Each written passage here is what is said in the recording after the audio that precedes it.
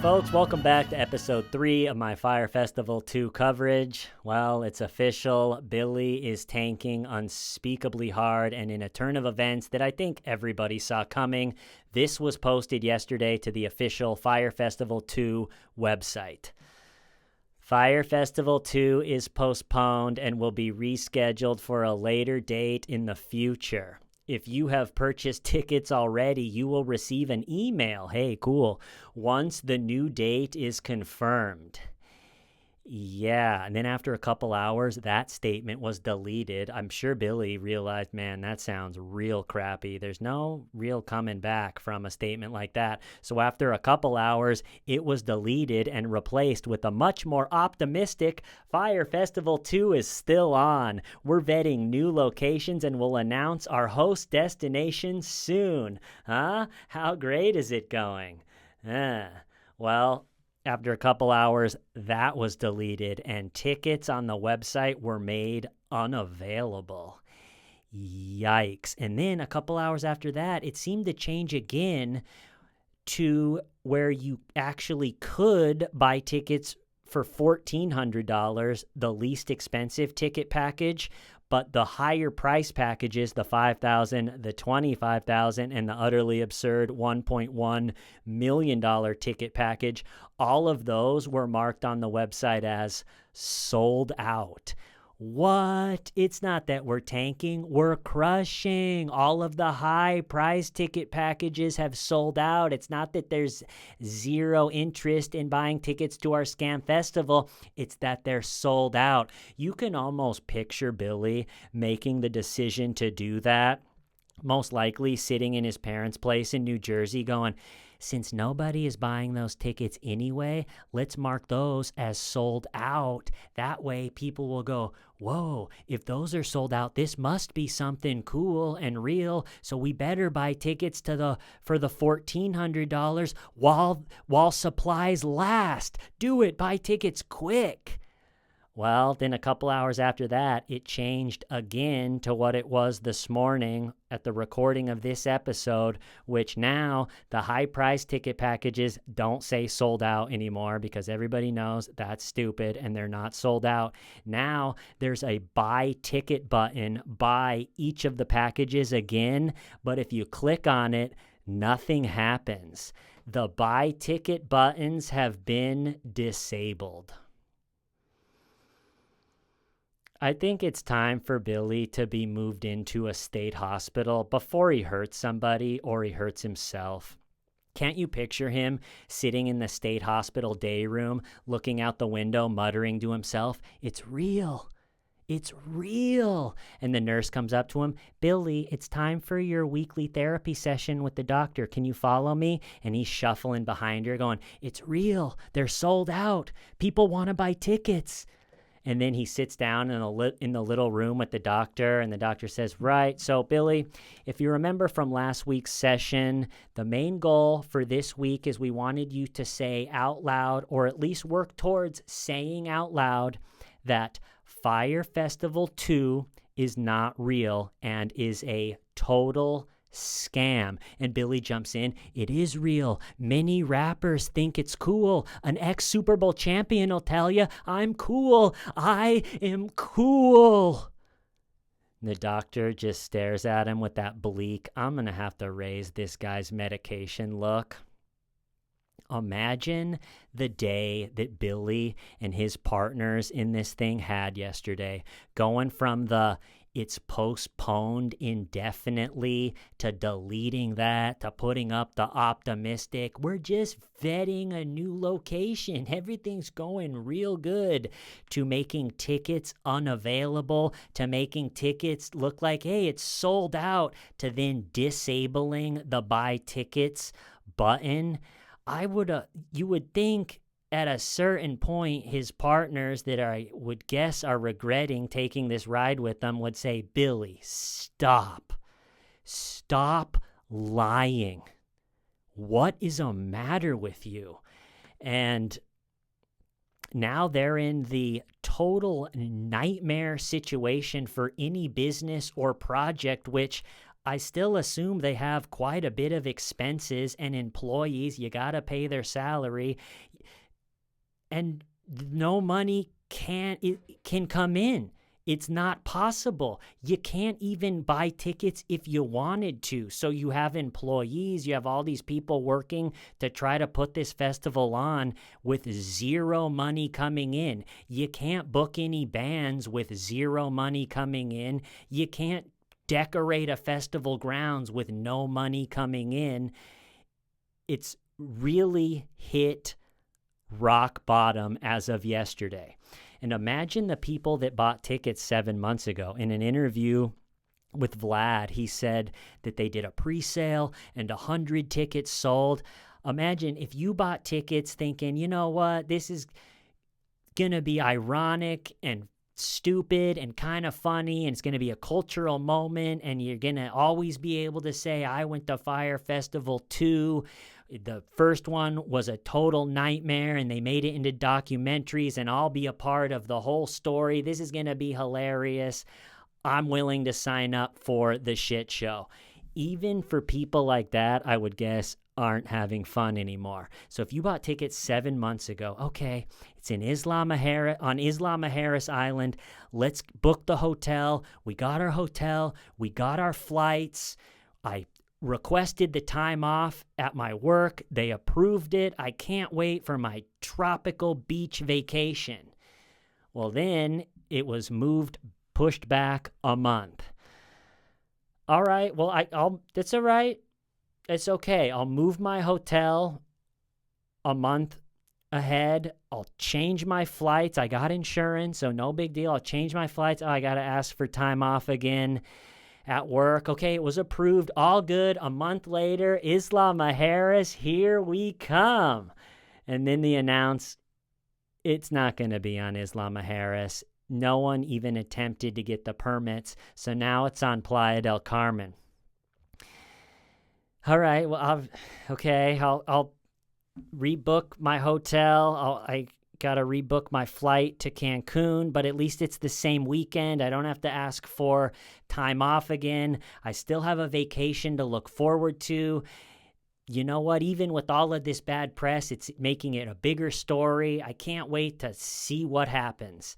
And then a week later, it's not going to be in Playa del Carmen anymore. The government said no.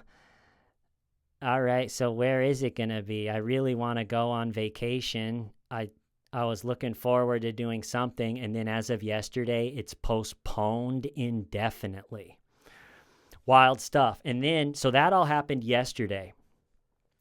The story from last week that wasn't all of that with the website and everything was a DJ came forward and did an interview in the media, DJ Francesca something. She came forward and said that she did a DJ set in New York City, and afterwards a producer for Fyre Festival 2 reached out to her and said, I saw your set. It was really good. Would you be interested in performing at Fyre Festival 2? And she said she just had a couple follow-up questions. You know, you're going to go perform at a festival that was a scam before in a different country. It's not unacceptable to have a couple follow-up questions. And she said the producer gave her attitude and said, something like, I'm surprised you're giving me pushback. None of the other performers have given us pushback. And it's like, who, Mr. Producer? Antonio Mushbrain Brown? He probably just forgot to ask follow-up questions. Or rock band non-existent? And so she said what it seemed like is they're just, this DJ, Francesca, she said what it seemed like is they're just renting out a bunch of beach clubs and are going to have small little dance parties at both of them, and it seemed lame and not interesting, and so she turned it down. And imagine being a DJ. You take this job, you know, show business is all perception, so if you're up on stage and you're wanting your career to grow and to keep going, you want all the pictures of you DJing to be vibrant events where the crowd is totally packed and everybody is having a great time and it feels cool and it feels real. And imagine you go to Mexico, You're ready for your DJ set. You get up there, and it's a sparsely attended room. And most of the people in the crowd are influencers holding their vlogging stick, documenting to their camera how lame the whole thing is. And you're up there trying to be the entertainment, trying to keep it going, keep it cool, and you're just dying inside. Why did I do this? So that was one story from last week. And then another one, before they had come out and officially said, all right, it's not going to be in Playa del Carmen, Billy frantically, I think to get ahead of the news stories of another location change, started posting all of the permits that they did have, saying, look, it is real. We do have permits. The government of Playa del Carmen is screwing us. Look, we do have permits. And he was posting them, but the permits weren't the right permits as you would need to hold the festival that they were advertising. It was saying like it was for a 250 person pre-recorded music listening party. So Billy had said there's going to be rock bands, there's going to be pop stars, there's going to be rappers, and it's like, Billy, you knew there weren't going to be any rock bands. Stop lying. How can you have rock bands, but you're not allowed to have any instruments? I kept thinking of Ja Rule after Fyre Festival 1 was a total disaster, and everybody was talking on this big group phone call and worrying, are we going to get arrested? Is the FBI talking to you? They're talking to me. Ja Rule goes, it's not fraud. It's not fraud. It's false advertising. And so many elements of this one are false advertising, and he went to jail already. So you're posting the wrong permits that are proving in the interview that you just did that it's a total lie. Tickets aren't selling. There's no location. You're pretending that they're sold out. Nothing is going good. I would guess they probably should have just canceled it already, but now what's going to happen? Is it going to be a month before they announce something?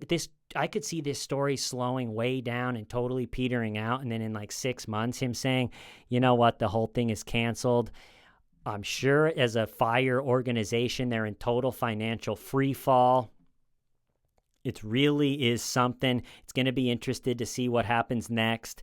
But as of right now, you can't buy tickets. And people have been asking about the fight pit. That's one of the funniest things that is advertised on their website. If you buy the $25,000 ticket package, you get pit side access to the fight pit and fight team access. Whoa. And I think probably where that came from is Billy did a pit fight after he got out of prison. Some fight, like low-level fight organization, like Karate Pit Night or something, some low-level organization asked Billy if he wanted to do a celebrity fight. And I've said on this channel before, you know when like a D-level celebrity is really tanking, two things. If they do a celebrity fight or a celebrity boxing match, it's not a good sign for how it's going for them. Or if they shave their head live on Instagram. Either of those two things, a person is in a really bad spot in life.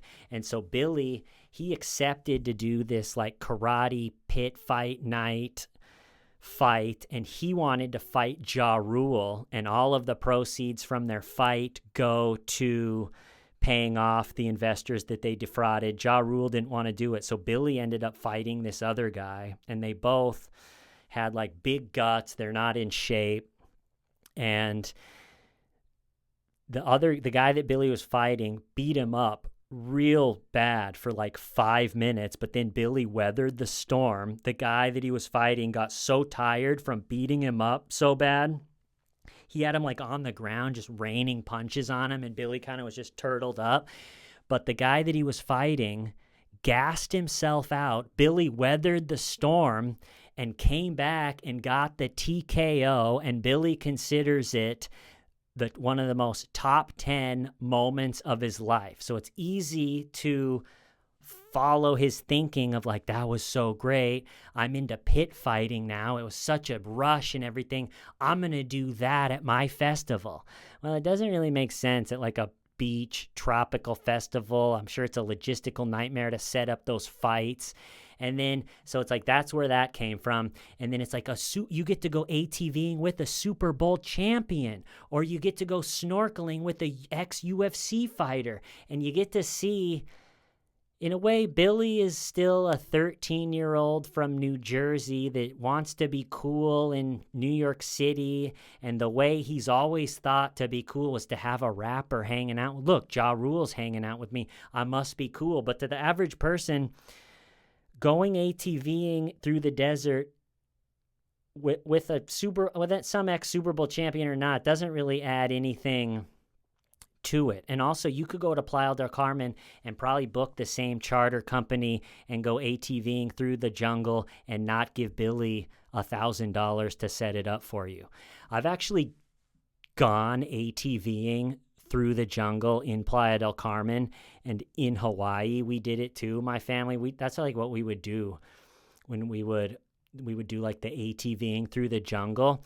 And it is fun, especially the one in Hawaii. The operation that this company was running, like the amount of ATVs and the amount of tours and the amount of people that they had in the desert, in the jungle, they were printing money. The amount of tours they had going at the same time, and just the size of the whole thing was really impressive.